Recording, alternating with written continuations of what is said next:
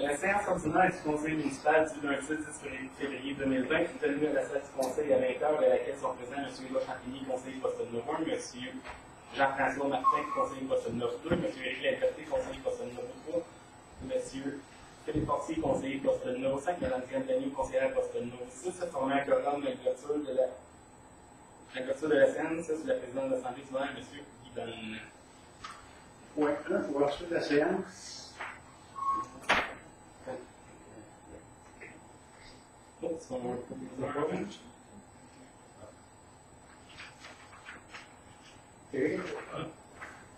Point 2, période de réflexion.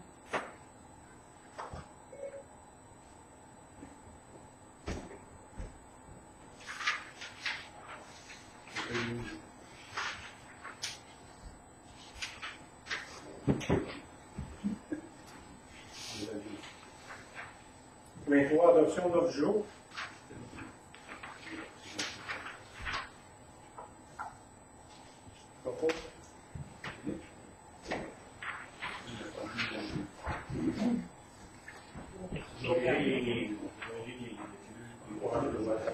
Point 4, adoption de procès verbal. Pardon? Point 4, adoption de procès verbaux. 4.1, adoption du procès verbal de la séance ordinaire du 20 janvier 2020.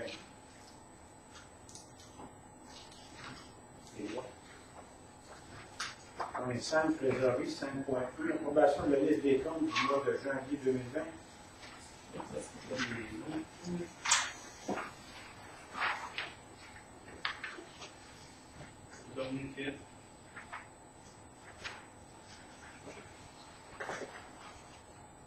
La liste des comptes, les mots. Les comptes à payer, 184 258,97, les revenus bancaires, 27 912,40, les salaires, 24 117,16, par total, les comptes du mois de 236 248 et 53.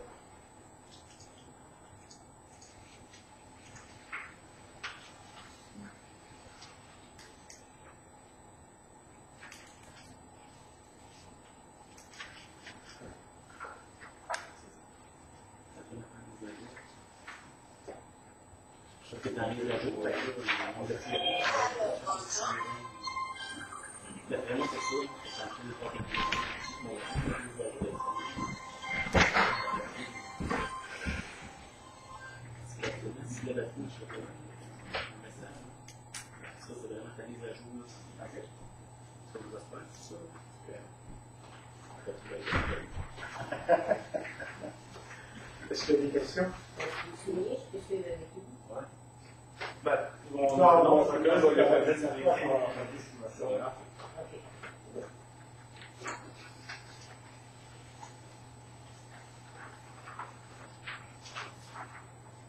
a des questions?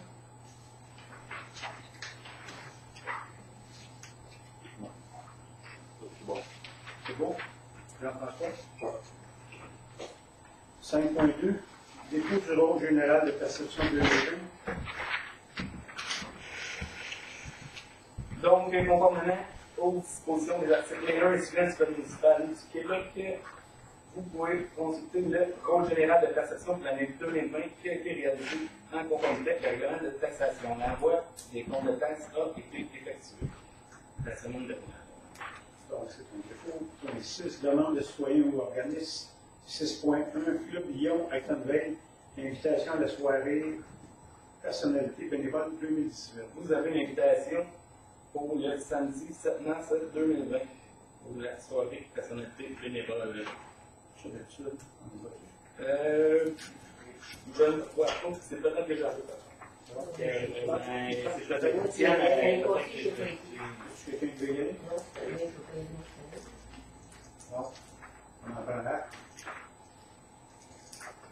Point 7, période de questions, durée maximale de 15 minutes. Bonsoir. Bonsoir. On n'en a pas continuellement. Point 8, travaux publics. 8.1, dépôt du rapport mensuel des travaux publics. Vous pouvez consulter le rapport des inspecteurs de priorité de déménagement cette année. Oui. Il y a une mention sur l'excellent travail. Oui. Oui, je pense que ça serait bon qu'il y ait une petite statue d'épaule. On sait qu'un prochain, Oui, très bien. 8.2, achat d'une rétrocaveuse usagée. Donc, le Conseil a inclus au budget 2020 un montant pour l'achat d'une rétrocaveuse. La municipalité peut se prévaloir de son règlement 616-2018 sur la gestion contractuelle qui lui permet de procéder de gré à gré dans le cas où le règlement lui permet de le faire. La municipalité a demandé des prix à différentes entreprises.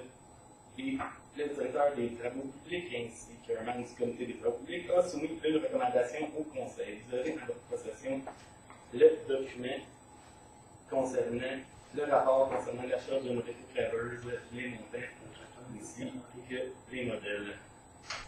Donc, ce serait la rétrocaveuse de marque New Holland, l'année 2016, le nombre d'heures travaillées 1950 au prix de 67 500.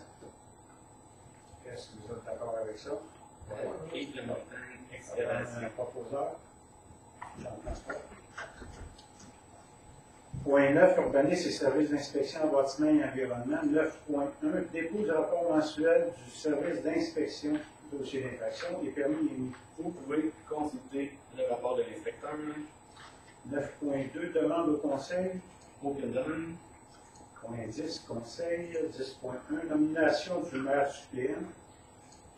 Donc, l'article 116 du Code municipal du Québec prévoit que la municipalité peut nommer un maire suppléant, lequel, en l'absence du maire, remplit les fonctions avec tous les privilèges, droits et obligations. En ce mois de février 2020, une période de 3 mois, une période de relation de 3 mois débute, et c'est au tour du conseiller poste numéro 5, M. Philippe Fortier. Moi. Point 11, gestion et direction générale. 11.1, augmentation annuelle de la rémunération des employés municipaux. À chaque début d'année civile, le Conseil indexe la rémunération des employés de la municipalité. Donc, en vertu du règlement 623-2019, la rémunération est indexée annuellement et minimalement en date du 1er janvier en fonction de l'indice des prix à la consommation, l'IPC de Statistique Canada pour le Canada, encouru lors de l'année précédente, et par résolution, le Conseil se réserve le droit d'indexer à un taux supérieur. L'IPC pour l'année 2019 est à 1,9%, et lors de la préparation budgétaire 2020, le Conseil désirait profiter de cette augmentation, pour majorer le taux horaire des employés municipaux. Donc, il a été décidé par le Conseil d'augmenter de 4% pour avoir un réajustement pour être, disons, plus égal aux municipalités environnantes, aussi qu'aux compagnies privées, etc. Tout le monde est d'accord? On a fait. Ça, c'était juste les employés municipaux. On parlait. Là, on n'avait pas dit pour le conseil. Le Conseil, c'est juste l'IPC. C'est seulement pour les employés municipaux. Est-ce que, par contre, le Conseil il va avec l'IPC exact à 1,9 ou il y avait également une majoration? On pourra mettre à 2, on pourra faire un choix. Vous êtes d'accord? On va faire point 1 plus. Honnêtement, je ne vais pas n'importe quoi.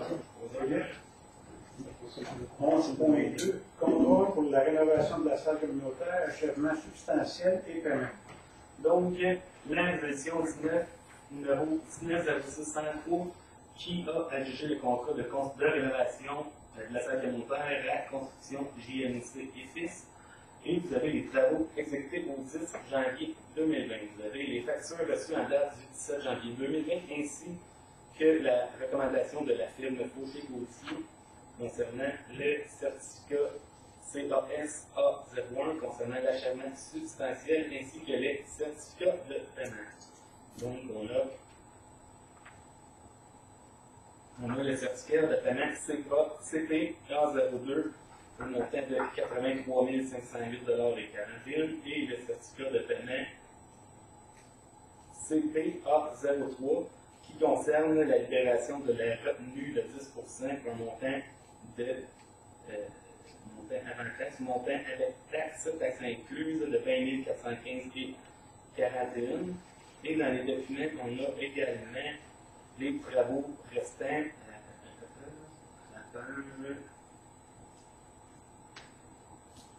À la page 4, on a des montants non appliqués des revenus ou des travaux restants. On parle ici du. On parlait. Exactement, c'est le bon. Revêtement,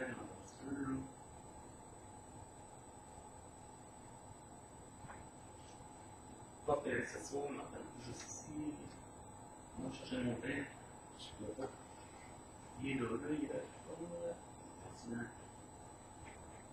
Ah, il était ça, c'est un petit montant, je pense que c'était 2500 de travaux qui restaient exécutés. Nous, c'est un petit peu. On l'a sur le salaire. On l'a sur la page 7, c'est la facture de la page 7, où la retenue est là.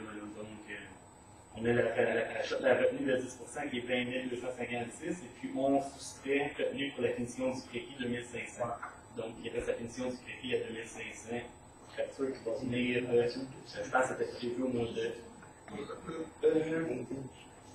Il restera au plus tard le 1er mai. Donc, la retenue de 10%, on la paye tout de suite parce que c'est pratiquement fini. Moins de 2500 pour le crédit.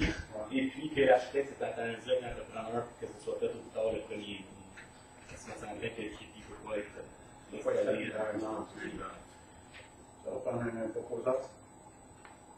Et voilà. Point 12, loisirs-agriculture, 12.1, dépôt de la programmation de la journée plaisir d'hiver organisée par la municipalité le 22 février 2023. Vous avez la programmation de la coordonnatrice sur loisirs. Et pour tout le détail, peut-être que demandé, je l'ai fait avec la coordonnatrice quand je vais l'avoir pour avoir plus de détails sur ses besoins de main-d'œuvre auprès des conseils. 12.2, implantation du logiciel Biblionet à la bibliothèque municipale. Donc, lors de la préparation budgétaire 2020, le Conseil a autorisé les crédits budgétaires pour un nouveau logiciel à la bibliothèque municipale. Ce nouveau logiciel, c'est un logiciel d'inventaire et entre autres de services numériques en ligne, des livres en ligne. Et ce projet est admissible et subventionnable par l'ancien pacte rural, le fonds de soutien au projet structurant.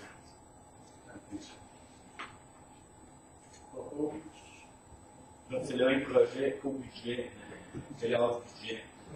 Bibliothèque étudiante. C'est plus haut que le budget. On avait 5 000, puis on a 5 000.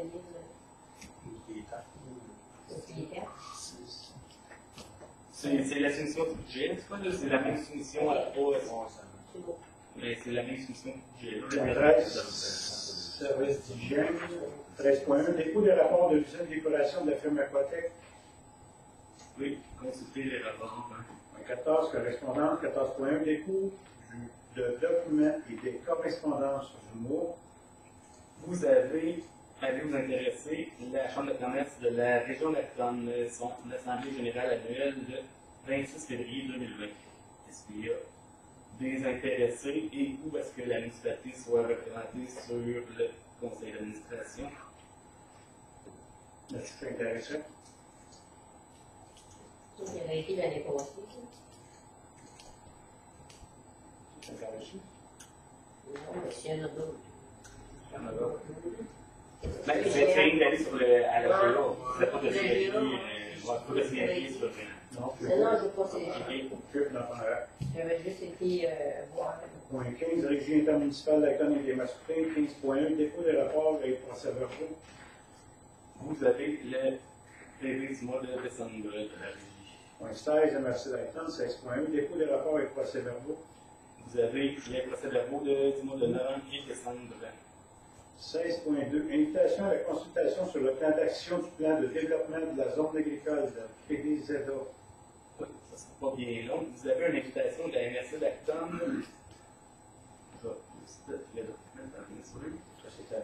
Qui invite les représentants municipaux à une consultation sur le plan d'action du plan de développement de la zone agricole le 28 février prochain à Actonville. Donc, s'il y a des intéressés de la municipalité à être présents, vous avez les sujets qui seront discutés, main-d'œuvre, établissement, soutien aux initiatives collectives, agrotourisme, etc. Donc, s'il y a des personnes intéressées, ce n'est pas une obligation, c'est seulement une invitation. Probablement, on va y aller. Le droit? Ouais. Point 17, sécurité publique, 17.1. Juste, je bloque, ouais, ça va non, mais non, pas nécessairement, parce que la responsable voulait savoir peut-être les noms, le nombre de personnes. Okay. Je peux peut-être dire une demi, peut-être, une personne et demie. Bon. 17, sécurité publique, 17.1, dépôt du rapport d'incendie réalisé par la ville d'Acton. Vous pouvez consulter le rapport, il n'y a rien rapport à l'exception d'une facturation d'entraide à la municipalité d'Orton. 17.2, adoption des programmes de prévention des incendies. On va reporter le point puisque le directeur incendie et la ville d'Actonville sont en pourparlers par rapport au fameux pourcentage appliqué pour les plans d'intervention à réaliser. Donc, sûrement qu'au mois de mars, on devrait être en mesure d'avoir plus de détails. 17.3, dépôt des statistiques annuelles 2019 du service d'incendie. Vous pouvez consulter le rapport annuel sur les statistiques et comparatifs, le rapport réalisé par le terrain directeur du service d'incendie. 17.4, sécurité civile, entente de prêt mutuel de locaux d'urgence avec la ville d'Actonville. Ça, c'est pas bien vu.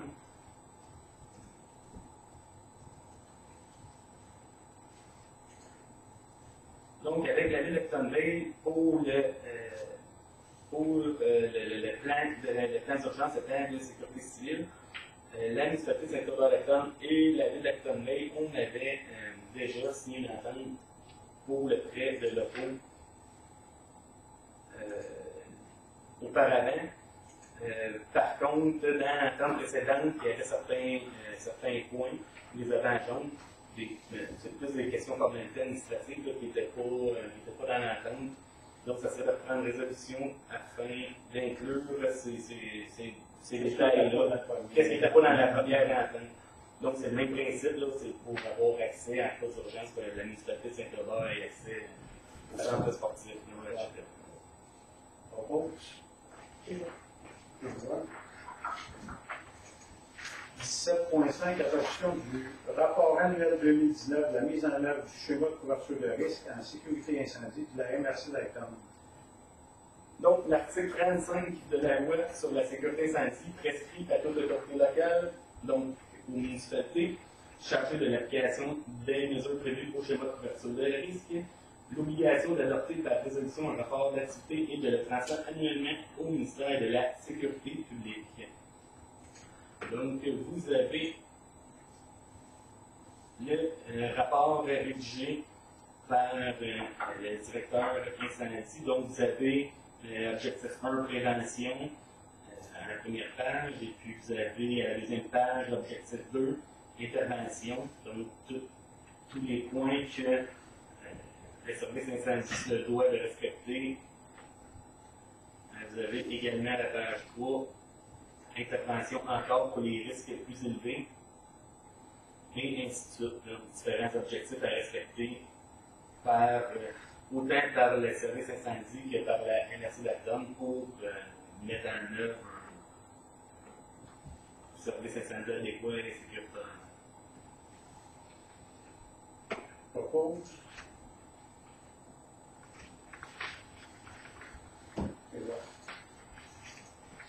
Point 18, rapport suivi des dossiers. S'il y en a qui ont suivi des dossiers ou. Tout est beau, il y a eu l'Assemblée générale de la SMART la semaine passée. Il n'y a pas beaucoup de gens présents, quasiment tout le CA a été chamboulé, il y a plusieurs émissions et plusieurs changements de poste. Ah ouais? Et de combien de personnes? Il y en avait 7 au total, incluant l'assistant législatif.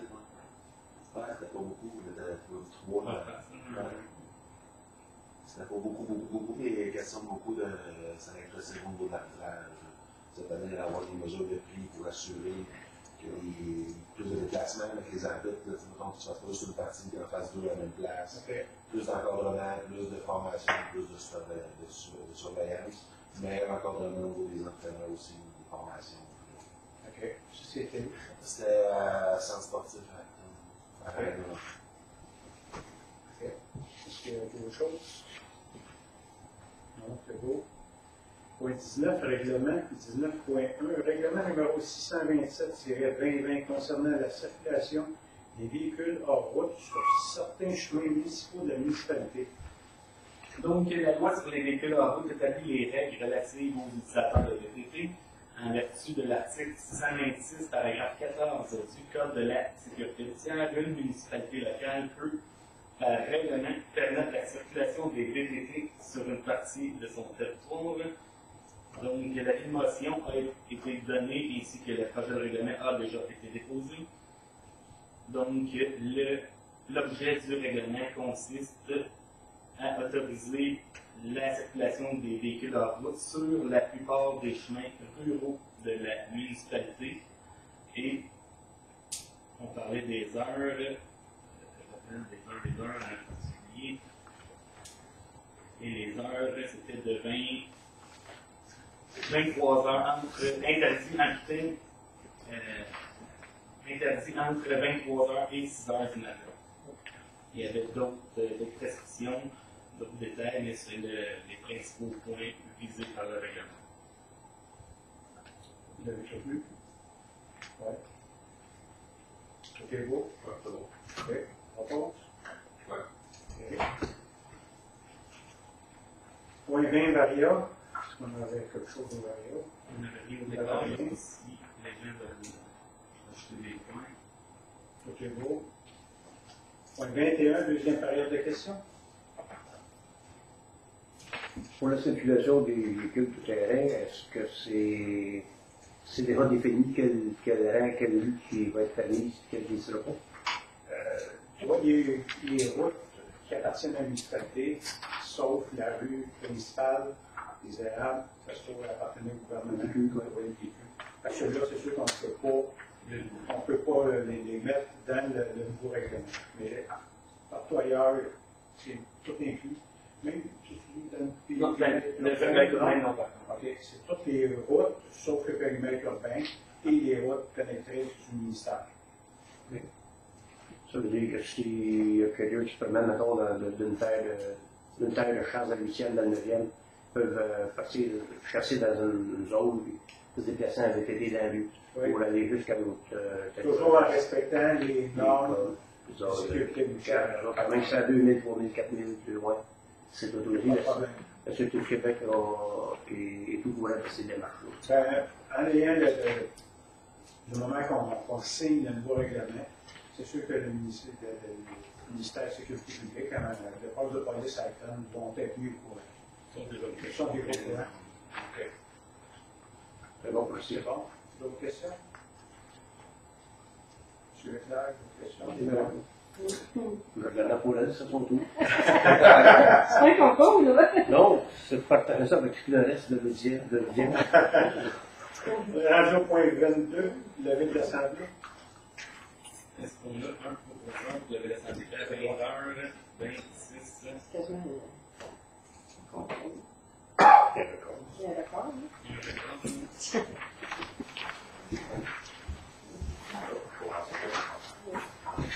Il y a un programme. On va être avec la